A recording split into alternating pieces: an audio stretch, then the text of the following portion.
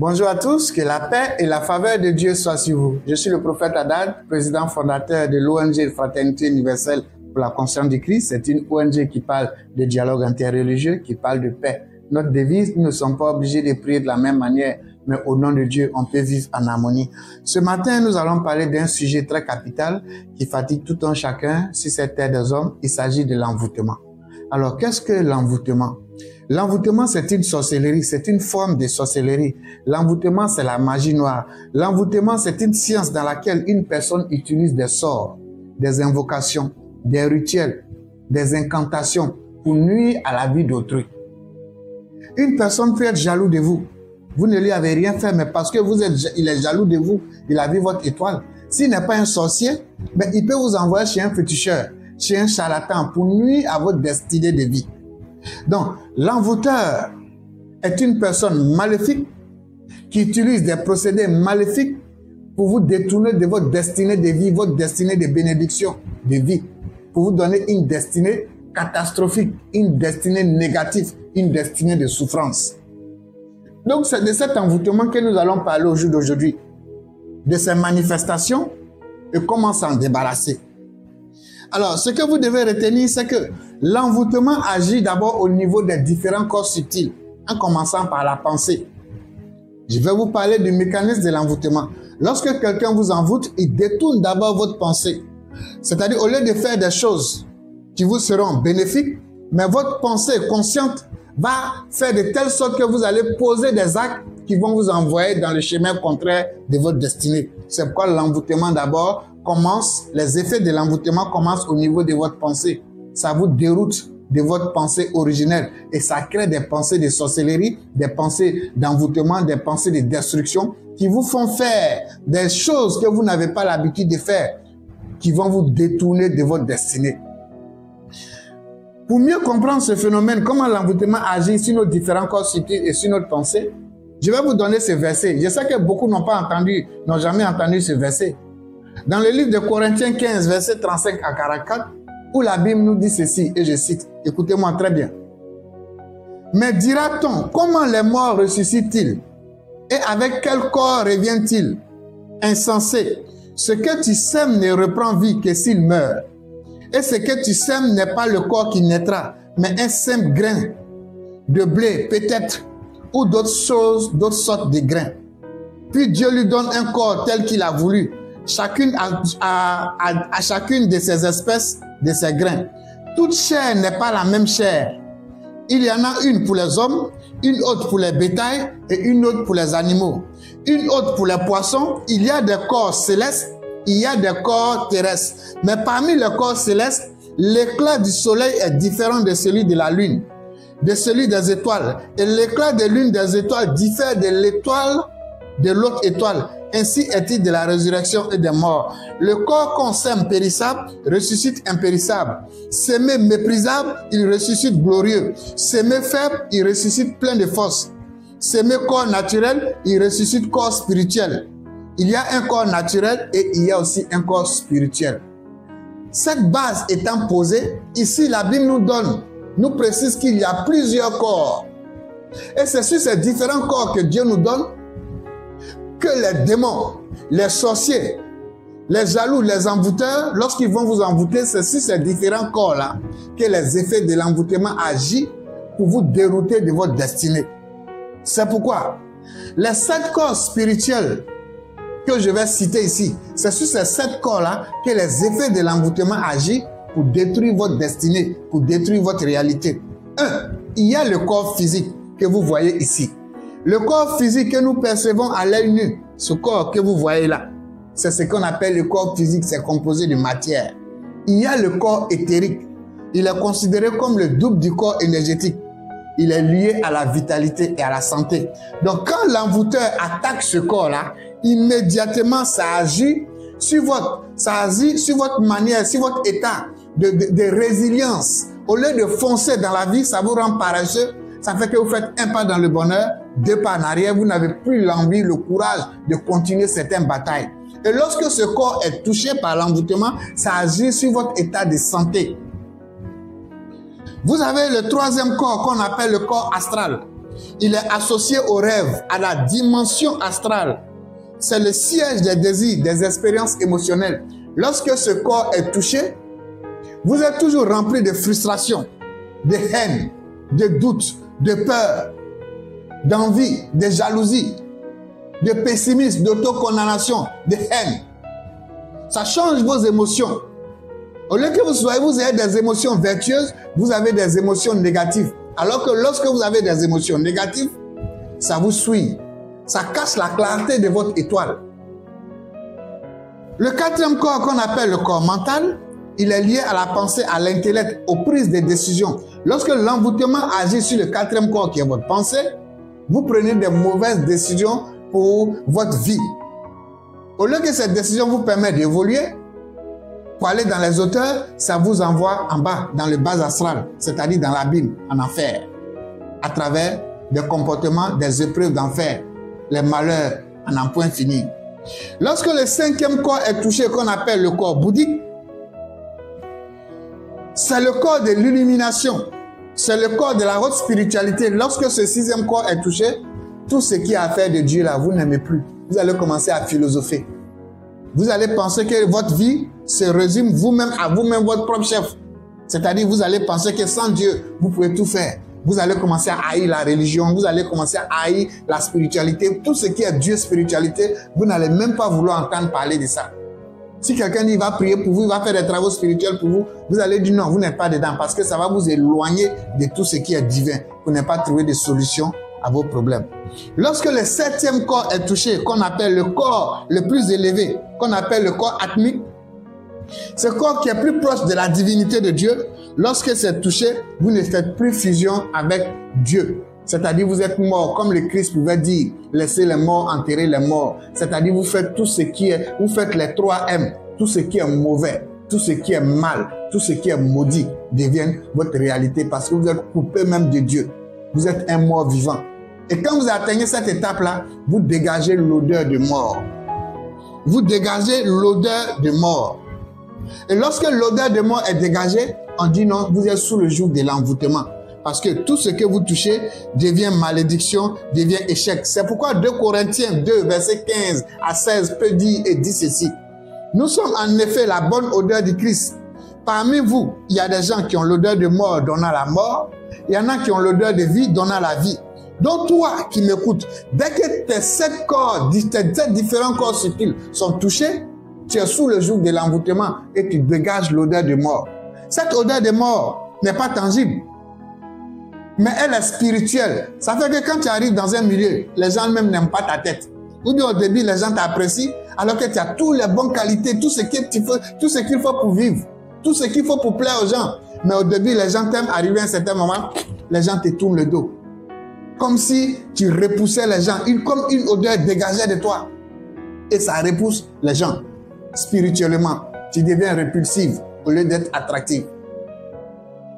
Je vais vous donner les signes pour savoir si vous êtes sous le joug de l'envoûtement. 1. Vous avez des problèmes de santé à n'en point finir. Vous finissez de guérir telle maladie, l'autre maladie sort. On va à l'hôpital, on ne voit rien, mais on vous met sous un traitement de cette maladie comme si c'était parce que vous avez par exemple les symptômes du sida. Mais on fait les examens du sida, vous n'avez pas le sida. Donc les gens sont obligés de vous mettre sous un traitement d'une maladie que vous n'avez pas parce que c'est beaucoup plus spirituel. Vous êtes sous le joug de l'envoûtement. Vous avez les symptômes du palu, vous allez à l'hôpital, on fait les examens, on ne voit pas le palu. Et on finit de traiter palu, on finit de traiter une maladie, l'autre vient. C'est-à-dire les maladies à répétition en un point fini. Aujourd'hui, tu fais AVC, demain, tu fais paralysie, après demain, tu fais insuffisance rénale, après demain, tu fais insuffisance rénale. C'est comme ce monsieur qui était venu me voir il y a de cela 1 an que je suivais.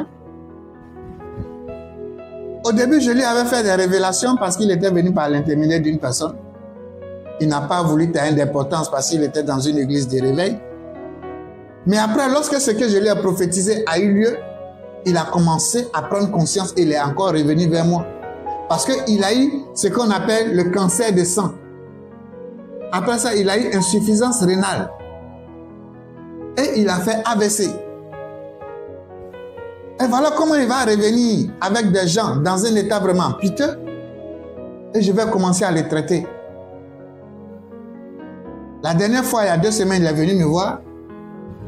Il me dit que le côté insuffisance rénale a disparu complètement. Mais là, le taux de cancer dans le sang, il me disait c'était à 0,4 ou 0,3. C'est-à-dire c'est descendu, ça a chuté. Vous le voyez, il a bonne mine, il a repris ses activités. Lui, il était sous le joug de l'envoûtement qui a créé ces phénomènes, ces fléaux-là. Donc toi qui me suis, l'envoûtement peut te créer des maladies en un point fini et des maladies vraiment catastrophiques. L'envoûtement agit au niveau de tes relations. Tes bonnes relations, tu n'arrives pas à profiter. Ton patron, tes chefs, dans ton travail, ta hiérarchie ne t'aime pas. Ça fait que tu n'as pas de promotion. On ne te donne pas des missions où tu peux avoir de l'argent. Au lieu d'évoluer, tu régresses ou bien tu fais du surplace.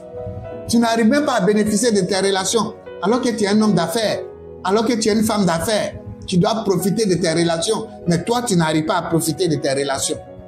L'envoûtement crée des obstacles dans ta vie professionnelle, dans tes affaires. Tu n'évolues pas, il n'y a pas de promotion. C'est les nouvelles personnes qui viennent, qui évoluent. Parce que l'envoûtement qu'ils ont eu à faire sur toi te fait faire du surplace. Il n'y a pas de promotion dans ton travail. Ton commerce n'évolue pas. Alors que tu as toutes les marchandises, tu as un bon business plan, mais rien n'évolue. Il n'y a pas d'évolution dans ton commerce, dans tes affaires. Tu gênes, tu pries, mais tu es toujours au même niveau parce que l'envoûtement est chronique dans ta vie. L'envoûtement, les symptômes de l'envoûtement dans ta vie, c'est la perte de confiance en soi. Au lieu d'être une personne résiliente qui va jusqu'au bout, mais tu deviens pessimiste. Dès qu'il y a un petit truc, tu n'as plus envie de continuer, tu te décourages, tu n'as même plus confiance en toi. Tu te dis toujours, et c'est ce verbe qui sort de ta bouche, je suis venu accompagner les autres. Non, tu n'es pas venu accompagner les autres. Tu es un champion, tu es un élu de Dieu. Dieu t'a créé pour vivre bien sur cette terre des hommes ici et non pour souffrir. Donc l'envoûtement enlève la confiance en soi et la perte d'estime de soi. L'envoûtement te fait faire des comportements néfastes, négatifs. Des comportements, au lieu que tu aies des vertus en toi, tu as des vices. Ça agit sur ta sexualité. Tu as des comportements sexuels négatifs, néfastes. La débauche, l'adultère. Et les autres choses que vous connaissez. Ça change ton comportement. Tu deviens drogué, alcoolique, fumeur, menteur, orgueilleux, cupide. Toutes ces négativités, ces mauvais comportements commencent à s'installer dans ta vie alors que tu n'étais pas comme ça avant. L'envoûtement te crée des cauchemars à répétition. Aujourd'hui, tu rêves, c'est chien qui te chasse, chien noir qui te chasse. Demain, tu rêves, c'est un serpent qui rampe, qui te chasse. Parce que n'oubliez pas, il y a le serpent des reins, c'est-à-dire le serpent levé sur la queue. Et puis, il y a le serpent qui te chasse. Et quand en sorcellerie, en son, tu vois un serpent qui te chasse ramper, c'est que ça, c'est la sorcellerie. C'est différent du serpent qui est levé. Donc, c'est toi, les serpents qui rampent, te chassent. Les chiens noirs te chassent. C'est toi qui fais le cauchemar à n'en point finir. Et tu te réveilles brusquement avant 3 heures du matin. Ces cauchemars font que tu n'as même plus sommeil. L'insomnie s'installe à partir de 2 heures, 3 heures du matin à cause de ces cauchemars. Tu vas sentir des sensations de présence, de lourdeur. Tu te réveilles le matin, tu te sens fatigué, tu sens la lourdeur. Comme on t'a frappé, tu as travaillé la nuit. Tu n'as même pas envie de sortir du lit. L'envoûtement crée des comportements négatifs et ça change ta destinée. Voici un peu les phénomènes de l'envoûtement dans votre vie au quotidien.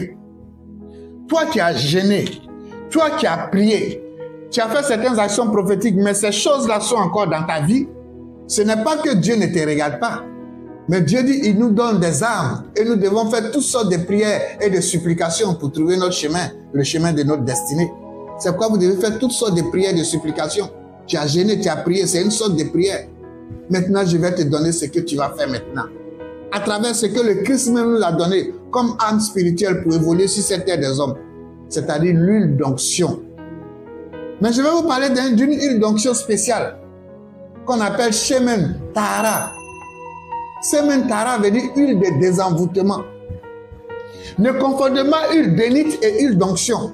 L'huile bénite, on peut prendre à la boutique ou bien au supermarché une huile d'olive, ou bien une huile d'arachide, ou bien une huile, n'importe quelle huile. Ils vont prier dessus et ils vont vous dire non, c'est l'huile d'onction. Non, ça, c'est pas de l'huile d'onction, c'est de l'huile bénite. Il y a différentes sortes d'huiles. Il y a les huiles de désenvoûtement, de destruction, comme celle que je vais vous parler, dont je vais vous parler maintenant, dont la photo est affichée là. La photo, c'est ce que vous voyez, la photo là. dans la vidéo. Cette huile d'onction, vous avez des différentes sortes d'huile d'onction bien définies par la Bible. Ne confondez pas huile bénite, une simple huile qu'on prie dessus. Ce n'est pas de l'huile d'onction. L'huile d'onction, il y a des composantes, il y a des choses qui rentrent en ligne de compte que je vais vous dire tout à l'heure. Donc cette huile, semen, tara, qui signifie en hébreu huile de destruction et de désenvoûtement, c'est une huile qui va vous débarrasser de tout ce qui est envoûtement dans votre vie. Là où vous avez essayé la prière, vous avez essayé l'action prophétique, les choses vont doucement. Cette huile va aller en profondeur de 7 différents corps subtils que nous avons cités plus haut dans l'émission. Quand vous prenez dans le livre de Marc 16, verset 13, et il chassait beaucoup de démons, il oignait beaucoup de malades et il les guérissait. Jésus-Christ va dire à ses disciples, allez-y désarder, oignez les malades, chassez les démons. Il y a des huiles de guérison. Mais cette huile dont je parle au jour d'aujourd'hui, c'est l'huile de désenvoûtement et de destruction. N'oubliez pas que dans la vie, toute chose dans la vie commence par la purification, c'est-à-dire le désenvoûtement. Dès que vous êtes désenvoûté, vous êtes purifié, vous devenez soleil. Vous allez attirer à vous ce qui est bénéfique pour vous. C'est comme cette ampoule que vous voyez ici. S'il y a la noirceur dessus à travers la poussière noircie, comme on appelle la couverture de l'ampoule, elle ne va pas bien éclairer. Mais lorsque je vais essuyer l'ampoule, je vais enlever la poussière, elle va bien éclairer. Quand vous êtes désenvoûté, vous attirez à vous tout ce qui est bon, tout ce qui est bien, tout ce qui est beau pour l'évolution de votre vie. C'est ça on dit, mon étoile commence à briller. Tout travail spirituel passe par le désenvoûtement, appelé la purification. Donc cette huile semen tara va vous désenvoûter, des envoûtements les plus chroniques, que ce soit envoûtements liés par la sorcellerie, envoûtements liés par les pratiques occultes, envoûtements liés par les différentes sortes d'envoûtements que je vous ai parlé tout à l'heure. Ça va vous débarrasser de toutes ces impuretés, de tous ces envoûtements, et vous allez reprendre le chemin de votre destinée à tous égards. L'huile d'onction, l'huile, c'est la seule outil.